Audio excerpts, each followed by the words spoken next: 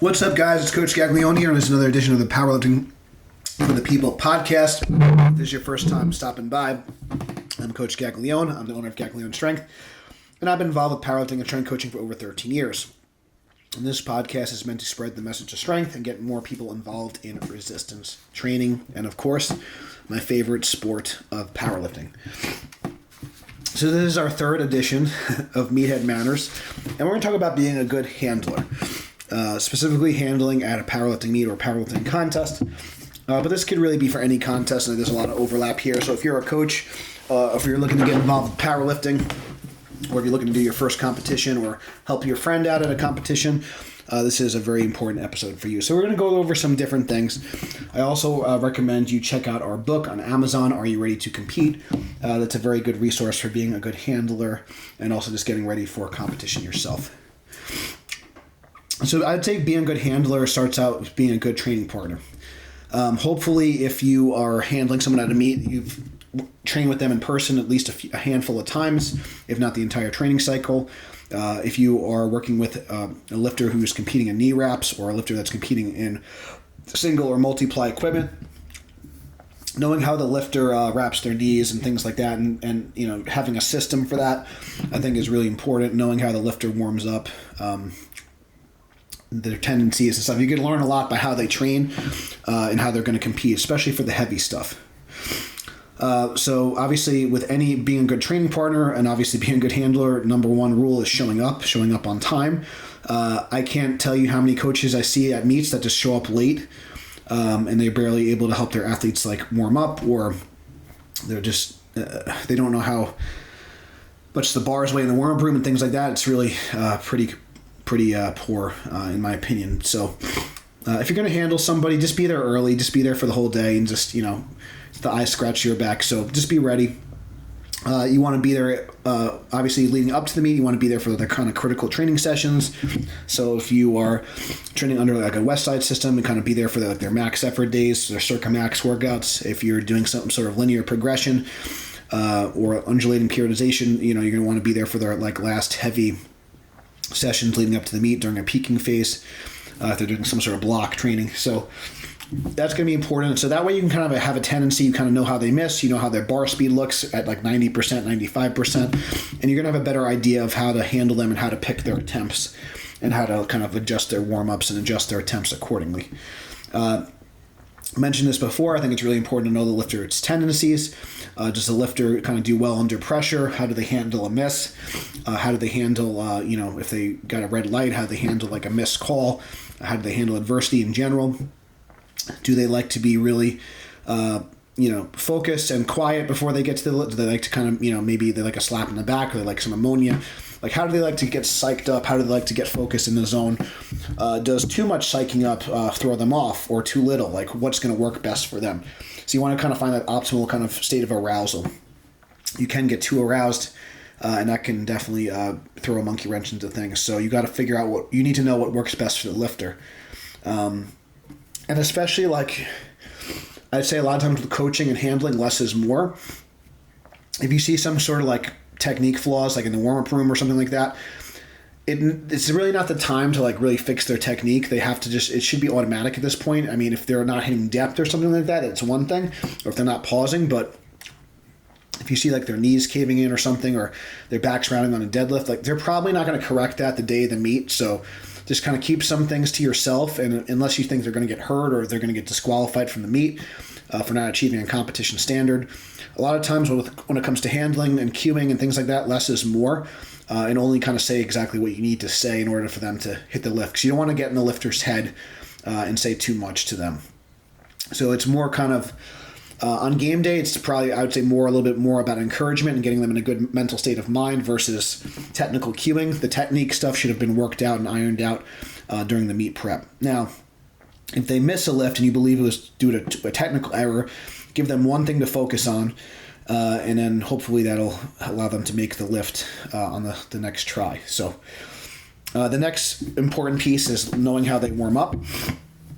This is really important if you're doing something like an RPS meet or like a USPA meet where potentially there might be squat bars and collars, or sometimes there might be pounds or kilo plates. So I always have a plan and have it written out ahead of time whether it's going to be in pounds or kilos. You might want to have some sort of like loading chart or some sort of app that can kind of calculate the weights for you just to double check. Typically, especially if it's like a USAPL meet that's ran very quickly, I find that you're never going to really have more than enough time to hit like 5 or 6 warm-ups lifts. So if you're an 800-pound squatter, you need to kind of plan accordingly. Sometimes, now if you like to warm up a little bit more, you may need to take a couple of warm-up sets in a row. I did an impromptu squat-only meet in Connecticut this past June, and I was testing out the Leviathan Ultra Pro, which is very adjustable and has strings, and I did not have enough time to warm up. I was the heaviest opener of the day. I was opening with like 735 or something like that, and I had to jump from like 600. I had to go from 600 right to 735. So I had to make like a 130-pound jump to hit the platform. I didn't even wrap my knees in my warm-ups. It was not good. So in hindsight, now that being said, it wasn't really like a serious meet for me, but it was kind of a rookie move. So I should have took a bunch of warm-ups before everyone else and then spent more time adjusting my suit. So especially if you're an equipped lifter, I recommend you might want to take a couple of like warm-ups like back to back, and then especially if you're in a flight with raw lifters, that way you don't fall behind. Typically, you're going to want to have the athlete warm up when the flight before is going, and if you're like happen to be at like a local meet and you're way stronger than everyone else, you might want to kind of work in and start a little bit earlier. But in general, you're going to have time for 5 or 6 warm-ups. Typically, squat takes the longest time to warm up, and it's just because you're adjusting heights, and you might need to have the hooks in or out or different things like that. Deadlift will be the quickest warm-ups, and you're going to be already warm from squatting and benching before. So these are things to consider. Again, know the weight of the bars, know the pounds and the kilo plates. Hold them to a competition standard. Make sure they have good spotting and things like that, and all that good stuff. So know how they warm up. And if they like to do some sort of general warm-up before they get to the bar, make sure they're doing that before, basically before. So if they're in like flight C, they might want to do the general warm-up at the end of flight A, and then when flight B starts, they can start their barbell warm-ups. Know how the athlete typically eats. Typically, I recommend, if they're doing a full meet, you're going to keep the fats very low, protein moderate or little, and then just mostly have carbohydrates and sodium and salt and water throughout the day. Probably have a little bit of a meal before you squat, a little bit of a meal after you squat, and a little bit of a meal after you bench. I also recommend, if they take caffeine, to split the caffeine dosage either in half or in thirds. So if you normally take, let's say you normally take 200 or 300 milligrams of caffeine pre-workout, I would just split up the dosages throughout the day versus, because you're going to crash if you have so much caffeine. So let's say you normally have 300 milligrams, maybe before, you may not even want to have any caffeine before you squat because you're going to have be really hyped up anyway, and maybe you have 100 or 150 milligrams before you bench, and then 100 or 150 milligrams before you, and these are, I'm not a doctor, so don't, I'm just kind of using it as an example because I know like 300 milligrams of caffeine is like common in like an energy drink. You don't necessarily want to have all that. You're going to be probably pretty amped up before you squat anyway. So spread out the dosage of your food and your carbs. You can have smaller meals and smaller dosages of caffeine throughout the day. Noon tabs are a good idea. I really like the LMT powder as well. So there's different, sodium and potassium are going to be key throughout the day as well. Like I mentioned before, you're going to have your warm-ups. Most importantly, know like where your last warm-up's going to be, and then try to time your last warm-up so you have about a quote-unquote flight's time in between, so you kind of get used to that pacing. So let's say you have 15 lifters in your flight. You try to like have your last warm-up, say, about 15 minutes before you're going to hit the platform. So let's say if you're 12th in your flight, when you're, the 12th lifter is taking like their third attempt, you could take like your last warm-up, for example. So hopefully that makes sense. But you want to kind of try to time it the best you can. I'd rather the lifter warm up a little bit earlier than a little bit later, because I'd rather them have more rest than, have the heart rate get down, and if you have to re-roll your reps and things like that. Have your projected attempts written down. If you do need to adjust your opener, if let's say the last warm-up doesn't look so good, make sure you have enough time To adjust it, lower the opener, you can go to the head table for that if you need to. Hopefully you don't need to, but that is something to consider. And then based on how the opener goes, you can kind of go plus or minus whatever your second attempt is, and then go for your third attempt, whatever your goal is for that, depending on how that moves. So look at the bar speed, look at the white lights, look at how the lifter looks, ask the lifter how it felt, and then you could put the attempt in for your lifter after that. I would definitely write down these attempts. Know what their meet PRs are. If they have meet PRs, try to get them a meet PR at least on their third attempt if they have it. If they're not having a great day, if they can match their meet PR and just try to make it up on other lifts, then that's fine. In general, I think a good strategy is to try to go 3 for 3 in the squat. The only exception to this, if you're a knee wrapped lifter or if you're an equipped lifter, where your squat is probably going to be the majority of your total, you might want to be a little bit more aggressive on your third attempt squat. But if you're a sleeved lifter, usually your deadlift is going to be your kind of money lift and the biggest percentage of your total, so you want to save your back strength a little bit for the deadlift. So that's my advice. I'd rather you be a little more conservative on the squat and save your back strength for the deadlift. Go 3 for 3. And same thing with the bench. The bench is going to be a lower percentage of your total, so you're better off trying to go 3 for 3 on the bench. And like I said, unless you're like a Larry Williams or one of these guys or Jen Thompson, who's like a really impressive bencher, most of us, we're just, our squats and our deadlifts are going to make the majority of our total. So you're better off kind of, if you're going to go for broke on any lift, if you're a sleeve lifter, it's probably going to be the deadlift. If you're a multiply lifter, it'll probably be your squat. And like I said, unless you're like also a really good bencher, someone like Bench and Benny, one of our coaches, he might also like be a little more aggressive on his bench since he's a really accomplished bencher for multiply. So things to consider when you're trying to figure out a strategy for your attempt selection. I think it's good to have a timeline for like your warm-ups and your eating, like I mentioned before.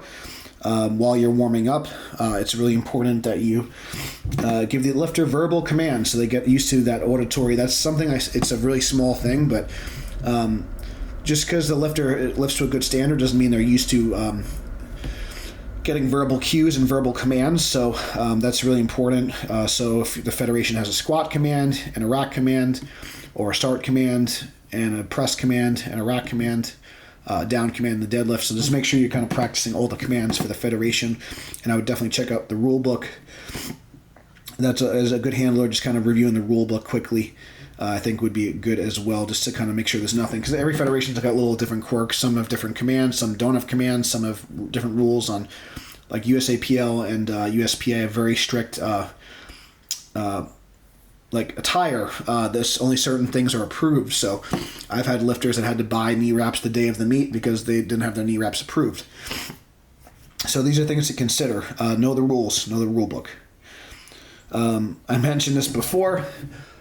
Know when to speak and know when to shut up. A lot of times less is more, and you gotta like let the lifters kind of do their thing. Mostly give them positive encouragement. I would say, again, sometimes as a coach, like get less is more. Tell them what they need to know and nothing more. Try to keep track of time for them. The only thing they should be focusing on is executing the lift. They shouldn't need to really know like when they're up. They shouldn't really need to know like you figure out like when they're going to warm up. You figure out when they're going to lift and when they need to chalk and all that. The more that you could do for them, the more that it gives them more energy to focus on the lift itself.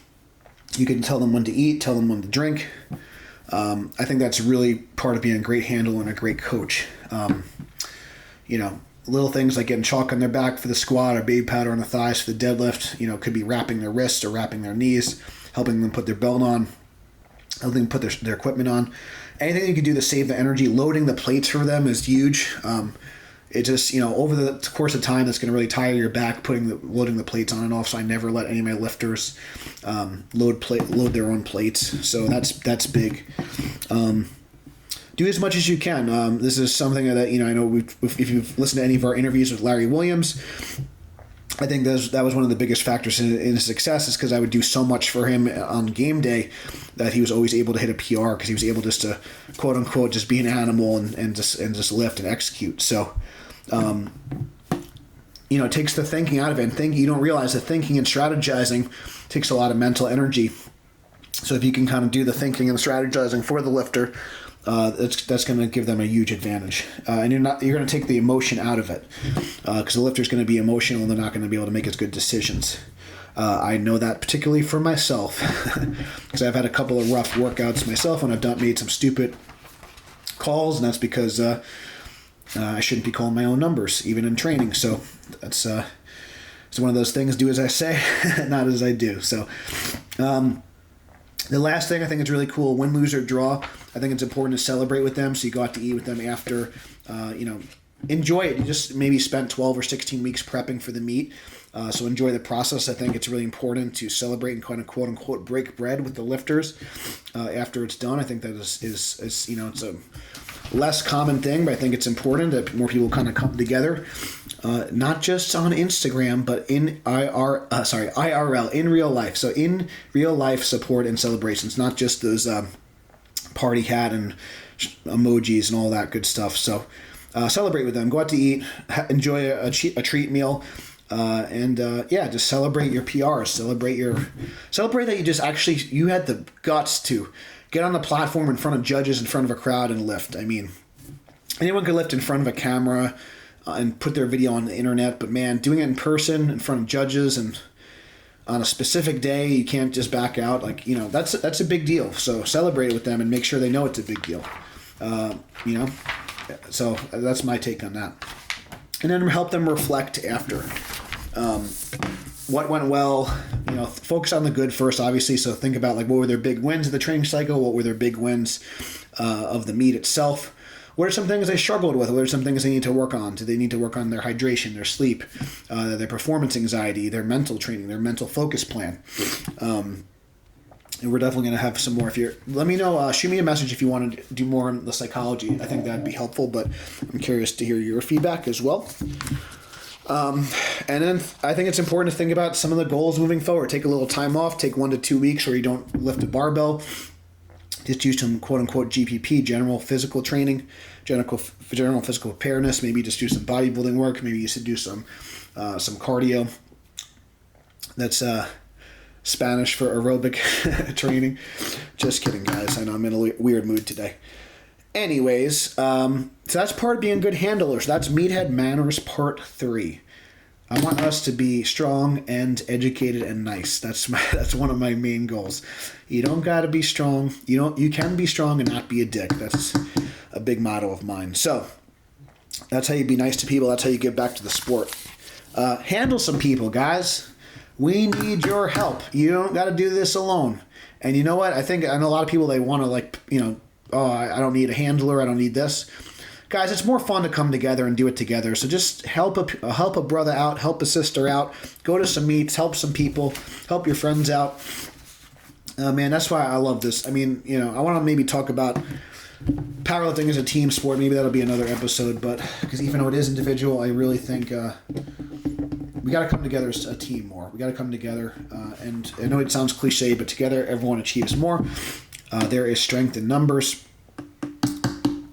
There was another acronym I forgot, but total effort from all members. Yeah, that's not as good as the other one, but you get the idea. Anyways, that's about being a good handler, guys. If you want to support the program, please give this podcast a 5-star review. It helps other people find us. If you're handling somebody or people that maybe need some handling tips, share this podcast with them. Help spread the message of strength. If you want to support the program, check out the links in the description. And until next time, guys, thank you so much for listening. And stay strong, and I'll see you soon.